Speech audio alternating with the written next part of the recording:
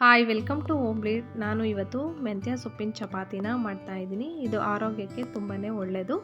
ಈಗ ನಾನು ಮೆಂತ್ಯ ಸೊಪ್ಪಿನ ಚಪಾತಿ ಮಾಡೋದಕ್ಕೆ ಒಂದು ಪಾತ್ರೆಯಲ್ಲಿ ಸ್ವಲ್ಪ ಉಪ್ಪನ್ನು ಸೇರಿಸ್ಕೊಂಡಿದ್ದೀನಿ. ಹಾಗೆ ಚಿಕ್ಕದಾಗಿ ಕಟ್ ಮಾಡಿ ಇಟ್ಕೊಂಡಿರೋ ಹಸಿಮೆಣಸಿನ್ಕಾಯಿನ ಸೇರಿಸ್ಕೊಂಡಿದ್ದೀನಿ. ಹಾಗೆ ಒಂದು ಬೌಲು ಗೋಧಿ ಹಿಟ್ಟನ್ನು ಸೇರಿಸ್ಕೊಂಡಿದ್ದೀನಿ. ಹಾಗೆ ಒಂದು 2 ಸ್ಪೂನಷ್ಟು ಕಡಲೆ ಹಿಟ್ಟನ್ನು ಸೇರಿಸ್ಕೊಳ್ಳೋಣ. ಹಾಗೆ ಇದಕ್ಕೆ ಚಿಕ್ಕದಾಗಿ ಕಟ್ ಮಾಡಿ ಇಟ್ಕೊಂಡಿರೋ ಮೆಂತ್ಯ ಸೊಪ್ಪನ್ನು ಸೇರಿಸ್ಕೊಳ್ತಾ ಇದ್ದೀನಿ. ಹಾಗೆ ಸ್ವಲ್ಪ ಅರಿಶಿಣನ ಸೇರಿಸ್ಕೊಳ್ಳೋಣ. ಈಗ ಇದನ್ನು ಈ ರೀತಿಯಾಗಿ ಚೆನ್ನಾಗಿ ಮಿಕ್ಸ್ ಮಾಡ್ಕೊಳ್ಬೇಕು. ಒಮ್ಮೆ ಡ್ರೈ ಆಗಿ ಇದಕ್ಕೆ ನಾವು ಬೆಳ್ಳುಳ್ಳಿ ಹಾಗೆ ಹಸಿಮೆಣಸಿನಕಾಯಿಯನ್ನು ಮಿಕ್ಸಿ ಮಾಡಿಕೊಂಡು ಕೂಡ ಸೇರಿಸ್ಕೊಳ್ಬೋದು. ಈಗ ಇದಕ್ಕೆ ಸ್ವಲ್ಪ ನೀರನ್ನು ಸೇರಿಸ್ಕೊಂಡು ಈ ರೀತಿಯಾಗಿ ಕಲಿಸ್ಕೊಳ್ಬೇಕು.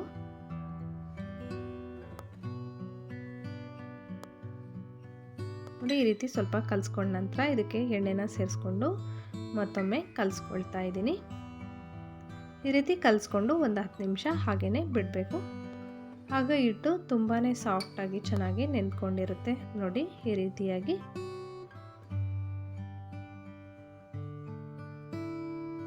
ಈಗ ಸ್ವಲ್ಪ ಸ್ವಲ್ಪ ಉಂಡೆನ ತಗೊಂಡು ಇದನ್ನು ಲಟ್ಟಿಸ್ಕೊಳ್ಳೋದಕ್ಕೆ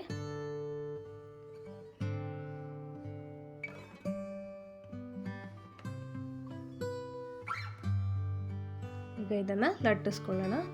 ಇದನ್ನು ಮಕ್ಕಳು ಲಂಚ್ ಬಾಕ್ಸ್ಗೆಲ್ಲ ಮಾಡಿಕೊಡ್ಬೋದು. ಹಾಗೆಯೇ ಚಟ್ನಿ ಪಲ್ಯ ಏನು ಇಲ್ಲದೆ ಇದ್ದರೂ ಕೂಡ ಹಂಗೆ ತಿನ್ನೋದಕ್ಕೆ ಮೊಸರು ಜೊತೆ ತುಂಬಾ ಚೆನ್ನಾಗಿರುತ್ತೆ ಮೆಂತ್ಯ ಸೊಪ್ಪಿನ ಚಪಾತಿ.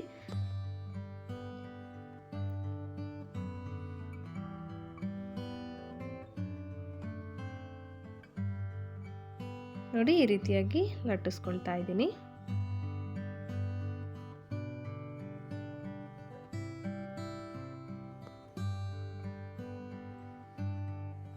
ಈಗ ಇದನ್ನು ಲಟ್ಟಿಸ್ಕೊಂಡಾಗಿದೆ. ಈಗ ನಾನು ಸ್ಟವ್ ಮೇಲೆ ಒಂದು ತವಾನ ಇಟ್ಟು ತವಾ ಬಿಸಿ ಆದ ನಂತರ ಚಪಾತಿನ ಬೇಯಿಸ್ಕೊಳ್ತಾ ಇದ್ದೀನಿ. ನೋಡಿ, ತುಂಬಾ ಚೆನ್ನಾಗಿ ಕೂಡ ಬಂದಿದೆ.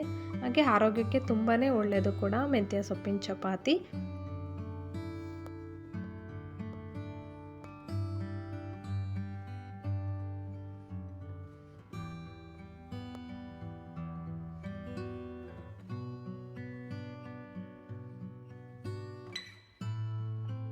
ನೋಡಿ, ಈ ರೀತಿಯಾಗಿ 2 ಸೈಡು ಚೆನ್ನಾಗಿ ಬೇಯಿಸ್ಕೊಂಡಾಗಿದೆ.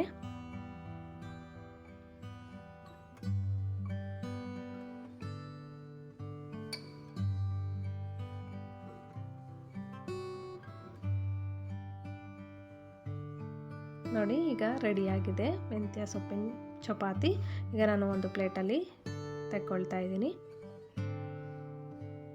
ಇನ್ನೊಂದು ಕೂಡ ಇದೇ ರೀತಿಯಾಗಿ ಮಾಡಿ ತೊಗೊಂಡಿದ್ದೀನಿ. ನಾನು ಈಗ ಇದನ್ನು ಎಗ್ ಫ್ರೈ ಜೊತೆ ಸರ್ವ್ ಮಾಡ್ಕೊಳ್ತಾ ಇದ್ದೀನಿ.